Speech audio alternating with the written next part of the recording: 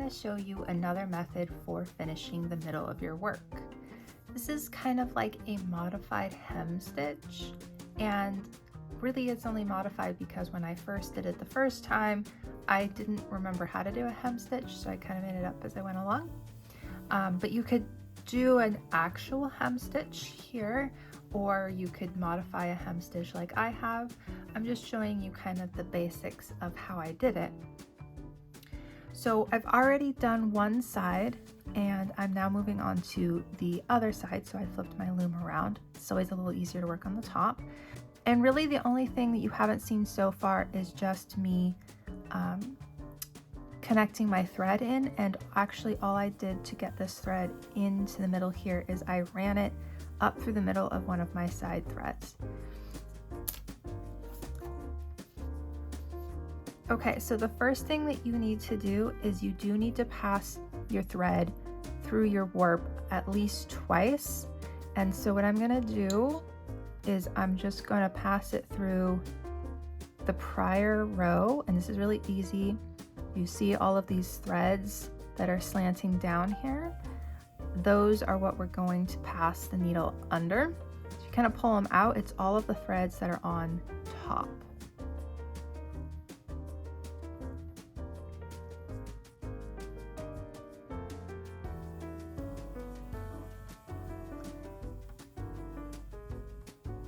Okay, yeah, so that'll do for my first pass. And then I don't want to pull it too tight. You can pull it tighter or leave it looser depending on how you want your middle to look. And I'm going to use my shed stick to kind of tighten that up, and then I'm just going to pass it through the same space that my shed stick is in for the second pass.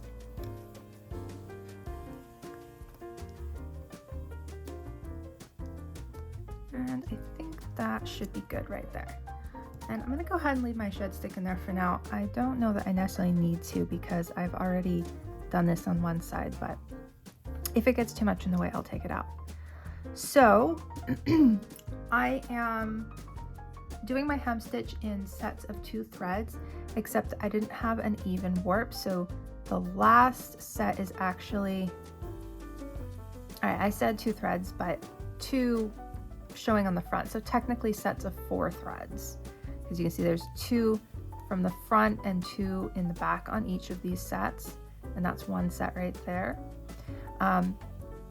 So anyway, it's the last set is actually fewer threads just because I didn't have a even warp when I started this.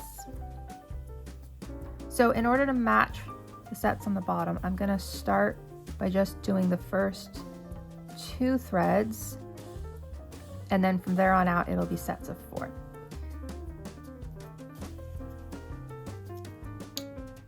So the first thing I'm going to do is I'm going to go up and I'm going to slide my needle down behind, going from front to back, behind the 2 weft threads that I passed through this. And then I'm going to come out underneath the bottom one. So all I'm doing is I'm going behind the 2 weft threads that I just put into the warp.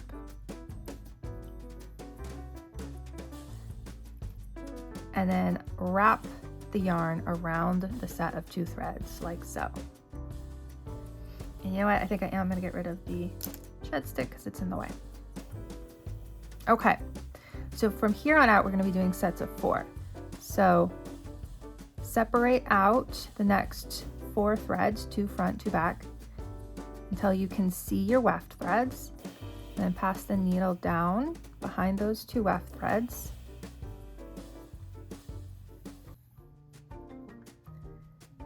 And then around all 4 threads. And I have a really bad yarn for doing this because it splits really easily.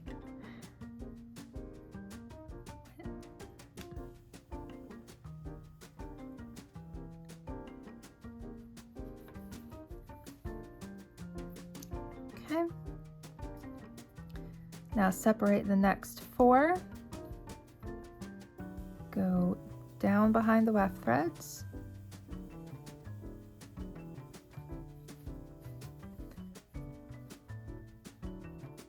and then around.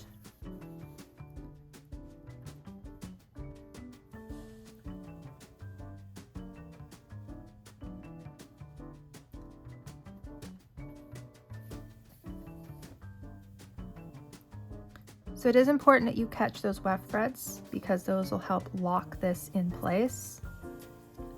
And I find this to be a pretty secure finish, especially depending on how you tuck in your threads.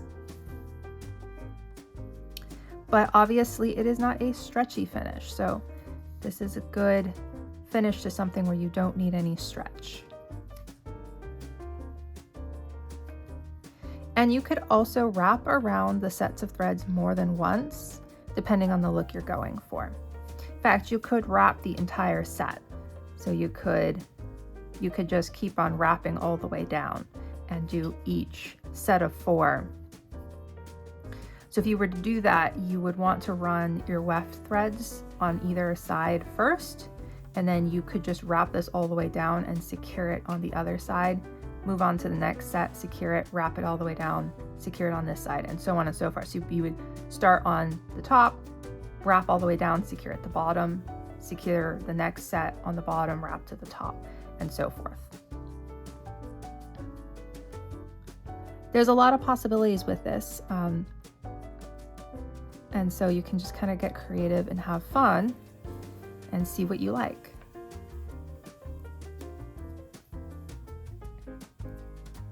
Okay, so for the last one, all I do is I wrap the thread around, but make sure that you come out over the top of the thread. That'll kind of help lock it in place.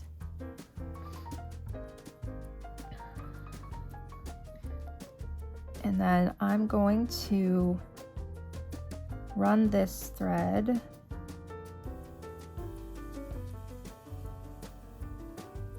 again. I didn't choose very good yarn for this project because it's just a little too loose.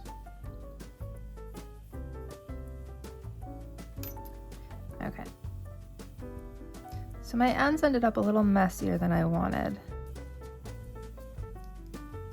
And I'm going to show you a piece that I've done that's not quite as messy. But there you have the finished hem-stitched middle. And here's what the other, let me just take it off for that. And then for the other side, all you see is the one single wrap around. Although you can see a little bit of the stitching in place, but this is super secure. I didn't do the neatest of jobs on this. I can definitely do it neater than I did here. But you get the idea.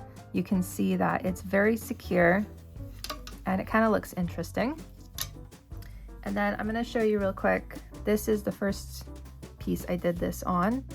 And with a neater yarn, this yarn is a chained yarn, you get a much better look to it. And this blends in a little better. And I think I also did sets of like 6 or 8 threads here. And so the pattern is a little bit more distinct because they're a little further apart. And then there's the other side where all you can see are the single wrappings.